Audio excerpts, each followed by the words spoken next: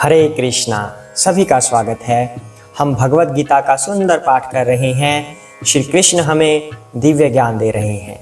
अध्याय नंबर 11 चल रहा है, जिसका शीर्षक है भगवान का विराट रूप। भगवान ने अपना विराट रूप दिखा दिया है। अर्जुन उस विराट रूप को देखकर बिल्कुल आश्चर्यचकित हो गए हैं। अर्जुन ऐसे बोल रहे हैं भगवान से कि हे प्रभु, आपका ये रूप ऐसा लग रहा है जैसे पूरा ब्रह्मांड, सभी सृष्टि के सभी लोग इसके अंदर प्रवेश कर रहे हैं। जैसे काल के मुख में जा रहे हैं, पूरी सृष्टि आपके मुख में जाती हुई दिख रही है। सामने के जो योद्धा हैं वो भी आपके अंदर जाते हुए दिख रहे हैं। फिर अर्जुन कहते हैं कि हे प्रभु, आपका ये इतना विकराल रूप देखकर मैं बिल्कुल भयभीत हो गया हूँ। आप ही आदि भगवान हैं। मैं आपसे प्रार्थना करता हूँ, आप मुझ पर प्रसन्न हो। और मुझे नहीं पता कि आपका आने का प्रयोजन क्या है। मैं आपको जानना चाहता हूँ। ऐसे अर्जुन भगवान से हाथ जोड़कर विनम्र प्रार्थना कर रहे हैं कि हे प्रभु, आप मुझे ये सब बताइए कि हो क्या रहा है। आपका ऐसा रूप कैसे है, कैसे सारी सृष्टि आपके अंदर विद्यमान है, आपको देख रही है और आपके मुख में प्रवेश भी कर रही है। मैं इसको देखकर बिल्कुल भयभीत हो चुका हूँ। कृपया मुझे ये सब बताइए और आपका प्रयोजन भी बताइए। तो आज हम भगवान के मुख से वो प्रयोजन सुनेंगे। उससे पहले छोटी सी भगवान की और गुरु महाराज की वंदना कर लेते हैं। हरे कृष्णा। ओम ज्ञानतिमिरान्धस्य ज्ञानाञ्जनशलाकया चक्षुरुन्मीलितं येन तस्मै श्री गुरुवे नमः। श्री कृष्ण चैतन्य प्रभु नित्यानंद श्री अद्वैत गदाधर श्रीवासादि गौर भक्त वृंदा। हरे कृष्णा कृष्ण कृष्ण हरे हरे, हरे राम राम राम हरे हरे। हरे कृष्णा। आइए पाठ को आगे बढ़ाते हैं। आज भगवान हमें बताएंगे जो जो अर्जुन ने प्रश्न किए हैं। ये प्रश्न हमारे भी होते हैं जो जो अर्जुन पूछते हैं। इसलिए भगवत गीता को बड़े ध्यान से श्रवण कीजिएगा। कुछ काम करते हुए ये पाठ को श्रवण मत करना। जब आप फ्री हो, बिल्कुल फ्री टाइम में इसको ध्यान से सुनना है और अर्जुन के प्रश्नों को समझना है और भगवान क्या उत्तर देते हैं फिर उनको ध्यान से समझना है। तभी हम इन प्रश्नों को अपने लाइफ से रिलेट कर पाएंगे कि हमारे जीवन में इस भगवत गीता का महत्व क्या है। हम तब उसको जान पाएंगे अगर आप ध्यान से श्रवण करेंगे। तो अब बिल्कुल ध्यान से श्रवण करना। सब जगह से ध्यान हटाकर पूरा ध्यान अपना भगवत गीता में केंद्रित करके, अर्जुन और श्री कृष्ण के वार्तालाप में केंद्रित करके, जैसा जैसा इसमें बताया जा रहा है उसकी कल्पना करके कि हमारे सामने ऐसा दृश्य चल रहा है। इतने ध्यान से इसको श्रवण करना, तब आपको बिल्कुल समझ आएगा कि हमारे जीवन में जो जो समस्याएं हैं उनके क्या क्या उत्तर भगवान दे रही हैं। तो आइए पाठ को अब आगे बढ़ाते हैं। श्री भगवान उवाच कालः अस्मि लोक क्षयकृत् प्रवृद्धः लोकान् समाहर्तुम् इह प्रवृत्तः ऋते अपि त्वाम् न भविष्यन्ति सर्वे ये अवस्थिताः प्रति अनिकेषु योद्धाः। हरे कृष्णा। भगवान ने कहा, समस्त जगतों को विनष्ट करने वाला काल मैं हूँ और मैं यहाँ समस्त लोगों का विनाश करने के लिए आया हूँ। तुम्हारे पांडवों के सिवा दोनों पक्षों के सारे योद्धा मारे जाएंगे। हरे कृष्णा। भगवान ने अब अर्जुन के सामने स्पष्ट कर दिया है, पिक्चर क्लियर कर दी है कि अर्जुन क्या होने वाला है निकटतम भविष्य में। मतलब जो चल रहा है ये युद्ध का माहौल, इसका रिजल्ट क्या होगा, इसका परिणाम क्या आएगा, भगवान ने अर्जुन को अभी से बता दिया है। भगवान कह रहे हैं कि मैं काल हूं और मैं नाश करने के लिए आया हूं। किसका नाश करने के लिए आए हैं? जो अधर्मी हैं या अधर्म का जो साथ दे रहे हैं उनका विनाश करने के लिए मैं आया हूं। तुम्हारे सिवाय, यानी कि 5 जो पांडव हैं जो युद्ध कर रहे हैं, उन योद्धाओं में आप 5 पांडवों को छोड़कर कोई भी योद्धा नहीं बचेगा, सब के सब मारे जाएंगे। ये भगवान ने पहले ही अर्जुन को बता दिया है। तो जब भगवान ऐसा कुछ समझाते हैं तो क्यों समझ नहीं आएगा। अर्जुन अभी तक तो भाव विहुल हो चुके थे कि प्रभु ये सामने मेरे पितामह हैं, ये मेरे गुरुजी हैं, मैं इनके ऊपर शस्त्र कैसे उठाऊं, मैं इनकी गोद में खेला हूं, इन्होंने मुझे ज्ञान दिया है। तो अर्जुन समझ नहीं पा रहे थे। पर अब भगवान ने जब अपना विराट स्वरूप दिखा दिया, अर्जुन के पास कोई प्रश्न नहीं बचा अब इस चीज का। हालांकि कुछ प्रश्न करेंगे पर अब वो समझ जाएंगे कि भगवान से ऊपर कुछ नहीं है। भगवान ने तो इनको मृत्यु पहले ही दे दी है, अब तो सिर्फ दिखाना बाकी रह गया है, निमित्त होना बाकी रह गया है। और इसकी पुष्टि भगवान आगे करेंगे भी कि निमित्त है या असल में अर्जुन ही कुछ करेंगे।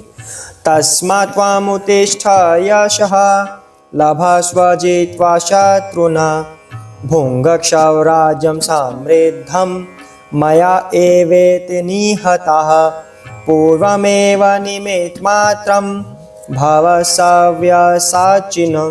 हरे कृष्णा। अतः उठो, लड़ने के लिए तैयार हो और यश अर्जित करो, अपने शत्रुओं को जीतकर संपन्न राज्य का भोग करो। ये सब मेरे द्वारा पहले ही मारे जा चुके हैं। और हे सव्यसाची, तुम तो युद्ध में केवल निमित्त मात्र हो सकते हो। हरे कृष्णा। भगवान ने और क्लियर कर दी पिक्चर।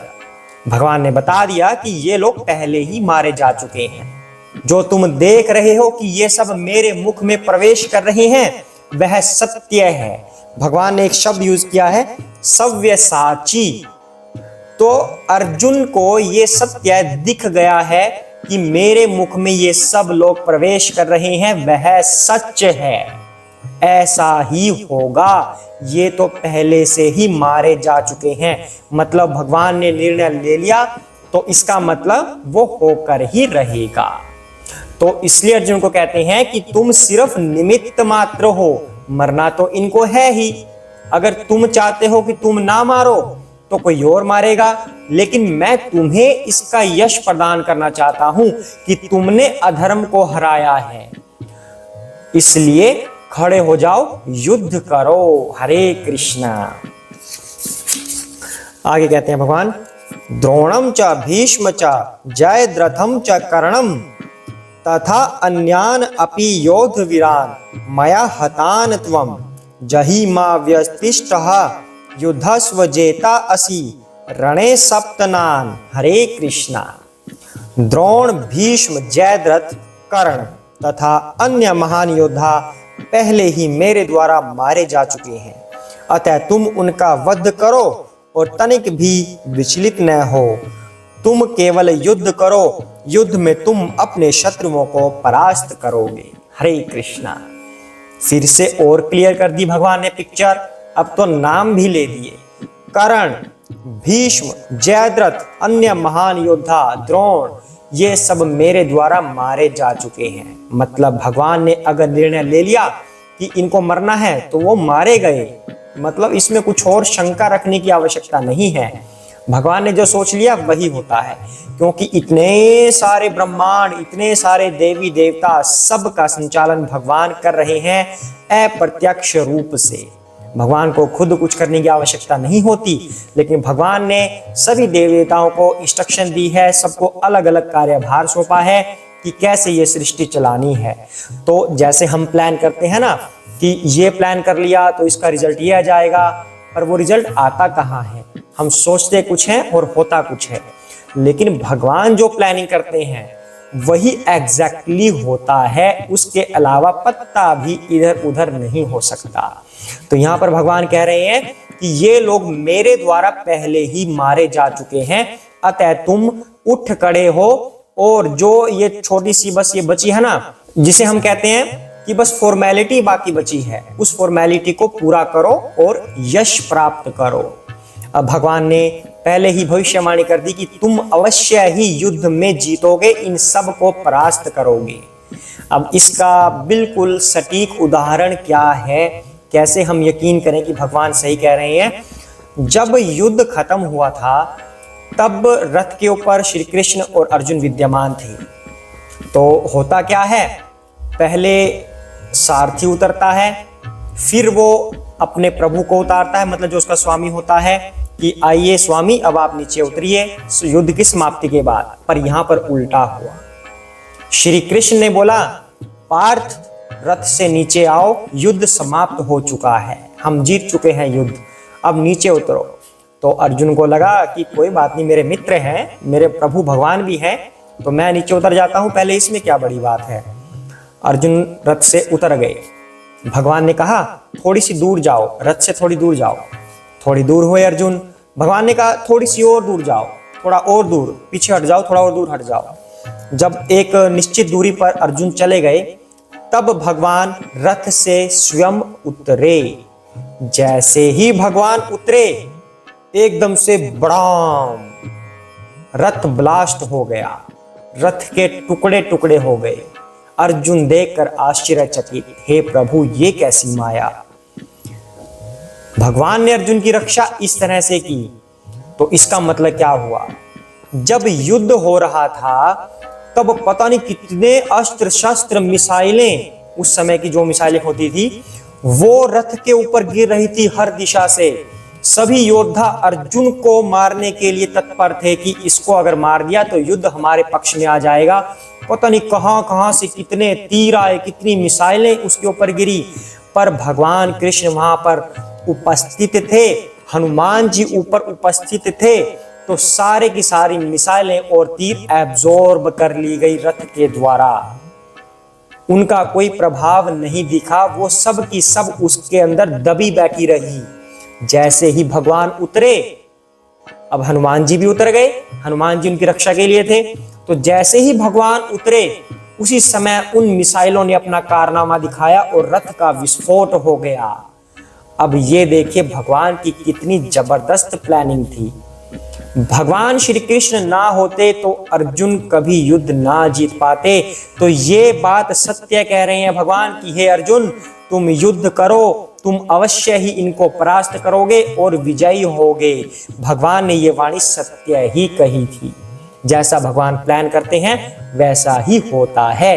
अब जब भगवान ने ऐसी भविष्यवाणी अर्जुन के सामने की, वैसा ही करके भी दिखाया। भगवान वहां पर उपस्थित थे, तो रथ ब्लास्ट पहले नहीं हुआ, जब अर्जुन को बिल्कुल सुरक्षित कर दिया उसके बाद ब्लास्ट हुआ। कितनी बड़ी बात है। तो इससे हमें क्या शिक्षा मिल रही है? हमें यह शिक्षा मिल रही है कि हमारे जीवन में इतनी समस्याएं आती हैं, अगर हम भगवान के प्रति अपने आप को समर्पित कर दें, तब भगवान अवश्य ही हमारी रक्षा का बेड़ा उठा लेंगे। फिर कोई हमारा बाल भी बांका नहीं कर पाएगा। सिर्फ हमें आवश्यकता है भगवान और अपने गुरु महाराज के प्रति लॉयल होने की, कि जो बात वो कहते हैं हम उस पर चलें, उनसे हम चीटिंग करने की कोशिश ना करें, हम उनके प्रति अपनी सेवा समर्पित करें, स्वयं को समर्पित कर दें भगवान और गुरु महाराज के प्रति। तब भगवान हमारी रक्षा अवश्य ही करेंगे, जैसे अर्जुन की है। ये तो जीता जागता एग्जाम्पल है। कुछ लोग कह देते हैं कहाँ है तुम्हारे भगवान, दिखाओ। कोई रक्षा करने वाला नहीं होता, स्वयं को रक्षा करनी होती है, कोई भगवान नहीं होता। पर जो ये शास्त्रों में लिखा हुआ है, चाहे इसे कहानी ही समझ लीजिए, पर ये कहानी सत्य घटना पर आधारित है, कोई मन घड़ंत कहानी नहीं है। ऐसा हुआ है एक्चुअल में। जब अर्जुन की इस तरह से रक्षा की है, तो भगवान हमारी रक्षा क्यों नहीं करेंगे, अगर हम अर्जुन की तरह भगवान के भक्त बन जाएं। हरे कृष्णा। आज के लिए इतना ही करते हैं। अब आगे संजय कुछ बोलेंगे धृतराष्ट्र से श्री कृष्ण के बारे में, हम वो अगले एपिसोड में सुनेंगे। जय श्री कृष्ण चैतन्य प्रभु नित्यानंदा श्री अद्वैत गदाधर श्री वासादि गौर भक्त वृंदा। हरे कृष्ण कृष्ण कृष्ण हरे हरे, हरे राम राम राम हरे हरे। हरे कृष्ण।